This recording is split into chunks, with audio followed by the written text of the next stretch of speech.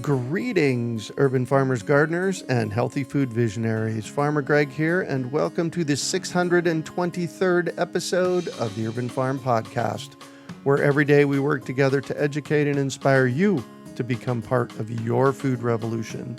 Do you know that there are many ways to water your garden? You want to explore what they are? I've got a free guide just for Urban Farm Podcast listeners that explores my favorite methods. We start with my epic full-length class called Wickedly Smart Water Harvesting, where I share many of the ways you can find water in your yard. This class ends with a challenge to see how many water sources you can find on your property. Next, we'll dive into my favorite way to water my gardens. This method was introduced to me about a decade ago by my good friend and mentor, Scott Murray. It is water efficient, self-cleaning, and draws from what large farms have used for decades. We boil it down to the backyard gardener level just for you. Think you can guess what it is? The guide also comes with a full description and list of supplies you'll need to install your own fully functional watering system. Learn and harvest your free Water Your Garden guide at urbanfarmwater.com. Today is Farmer Friday, a quick tidbit for growing your garden. Each episode will feature less than 10 minutes of essential content for growing your garden. Today, we're talking with Kevin Espiritu of Epic Gardening about how to grow potatoes. Enjoy. Welcome, Kevin. Hey, what's going on? Well, today, what's going on is we're talking with you, which I'm excited about, and potatoes. I have never been successfully able to grow potatoes, but, again, I'm in the low desert. It makes it harder, but You got 10 cents worth on growing potatoes? I mean, I've tried them almost every single way that you could conceivably grow potatoes. And so, yeah, I've come across a couple different methods I think work really well, and I'll share a few of them. So, the one that I think everyone would start out with is just growing potatoes in the ground, right? And the idea there is if you have your seed potato, and you can of course cut these seed potatoes up if you want to. You want about a couple eyes at least on each chunk. But these days I just kind of throw them straight in the ground as full potatoes. But like I said, you don't have to do that. If you want to make your potatoes stretch a bit, cut them so you have a couple eyes on each chunk. Let those chunks callus over for at least a couple days. You don't want any rot, and then throw those in the ground and maybe put them about 4 or 5 inches deep. What people will then do is every 5, 6 inches of growth that comes out, they will hill soil up around that stem. And the idea behind that is you're going to get new tubers developing off of the stolons, which are produced in the distance between the seed potato and the top of the plant. So if there's more soil, there's going to be more potatoes. So that would be the standard way, I think, that is recommended to grow potatoes. I've tried it. It does work. It's a decent amount of effort because you're adding more soil and just, that's more cost and more time. So another way people will grow them is a 5-gallon bucket or a grow bag. And so what you would do in that situation is kind of the same thing. You'd maybe drill some holes in the bucket. You fill the bucket with maybe 4 inches of soil, plop your potato in. I would usually say 1 potato per 5 gallons.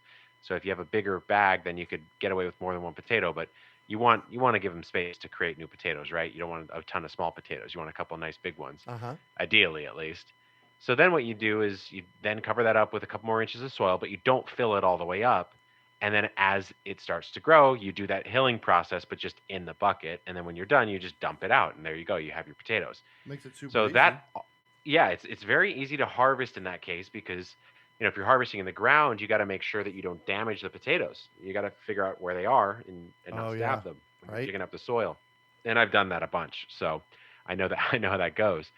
Now, when I was doing that grow challenge I did a couple years ago where I grew primarily potatoes to live off of, I had to figure out what's an effective way to grow these that, doesn't take a lot of resources or time. And so I tried just burying them deeper because the logic of the hill is that if you've got more soil around it, it's going to produce more potatoes. Well, I said, okay, well, why don't you just bury it the amount you would hill deeper in the soil? That way, by the time it actually gets to the top, it has all of that soil matter around that the stolons could turn some nice tubers. And so that's basically what I've done both in the ground and in containers. So a no-hill deep bury method. And what I found is not only do I get the same amount of potatoes, but sometimes I get more, depends on the variety, but I had no work, right? I just planted them once and all you do is water them and then you're literally done. You just wait until they're ready to harvest. Wow. And so I have about 15 bags of potatoes out right now that I did that with. I buried them all over a foot deep, which is pretty deep. Right. And they came up in about a week or so. So they came up fast. Holy. And Wow. yeah, I mean, they really came up fast. These were your seed potato variety does matter. So I got these ones from Wood Prairie Farms, which for sure is the best quality seed potato I've ever used to date. And so that probably had something to do with it. But yeah, I mean, I can see right now there's potato flowers on those grow bags right now. So I know I have Nice. new potatoes already. And once those start to die back a little bit, I'll dump them out. I'm pretty sure I'm going to get a pretty darn good harvest because you've got a lot of nice leafy green growth above the ground. That's all energy producing for those tubers. So that's how I grow potatoes these days. I call it the no work or the lazy potato method or the deep berry method, whatever you want to call it. And it just works really well. And it's just, I mean, that's one of the easiest ways you can grow delicious, calorically dense stuff out of your garden. Wow. So I have a couple of questions that came up while you were sharing. Yeah. What is a seed potato?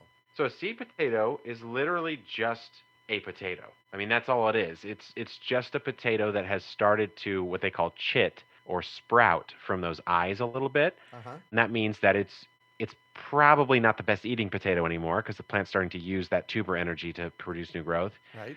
But it's a fantastic option for planting. And so when we're talking like seed potatoes that you would buy from a store or Wood Prairie Farms, like I mentioned, oftentimes those are stored and controlled in a little bit better way. So the quality of them is higher. They're more likely to grow well and not rot. But really, Greg, a seed potato is literally just a potato. You could go to the grocery store, buy a potato, put it in the ground, and you would get potatoes from it. It's just they wouldn't be super robust. Yeah. Well, and that was what my next question. So I can go to the grocery store. In fact, this week I had 2 potatoes that we bought, and they've all of a sudden sprouted out all over the place. And my sweetie Heidi says, "Oh, we can't eat those now."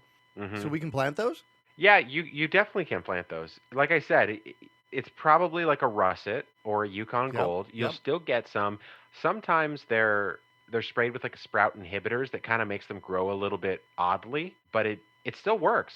When that's so interestingly, what I do know is that they don't use spray inhibitors on organic potatoes. So there you go. You can, Yeah. I mean, that effectively that's a seed potato then. Yeah. Wow. All right. And so let's talk about this hilling process a little bit more.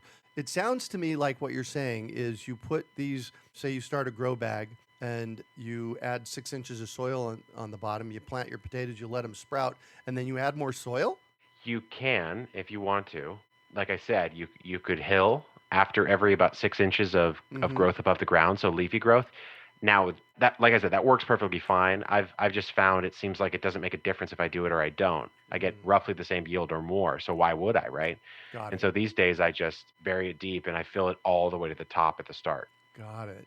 And Yeah. I guess really my question in that method was when you're putting more soil up against it, the leaves that are growing, then they turn into potatoes? They don't turn into potatoes. They just don't survive anymore. So they kind of die off. What'll happen is Oh, the um, leaves die a off. yeah, the leaves will die off if you bury them. But what will happen is you'll get stolon growth out of the node, and it's basically just like a little underground sort of stem chunk. And then at the end of that chunk, you'll get the potato to form. Nice. All right, you used 2 Yeah. terms I want you to kind of define, stolen and node. Yeah, so the node would be like on the stem. Where is the action happening? Oh, good So good where are answer. leaves? Where are leaves coming out of? Where's stuff happening? So that's gonna be in your node. I'm not a botanist, right? So I don't have the perfect definitions here. And You're then doing the great. I, stolon. I am. I have a degree in that actually, and you're doing great. There you go. Okay, cool. I've got the stamp of approval. So then you've got a stolon, which I believe you have rhizomes and stolons, which are sort of semi-related, it seems like. But stolons, I believe, are forever underground horizontal stem pieces Yeah. that sort of emanate out from the main stem. And in the potato crop, what happens at the end of those is it swells and you get that tuber. And so that's what you're trying to maximize when you're growing a potato. Yeah. Is the tuber. Yep, exactly. Exactly. Awesome. Thank you so much for this great information. And you made it epically simple. Hopefully, yeah. Happy to share. I love growing potatoes. So tell me about your website. Tell me about a couple of the products on your website and how people can find it. Sure. Yeah. I mean, my website is called Epic Gardening. If you like social media, everything is called Epic Gardening there as well.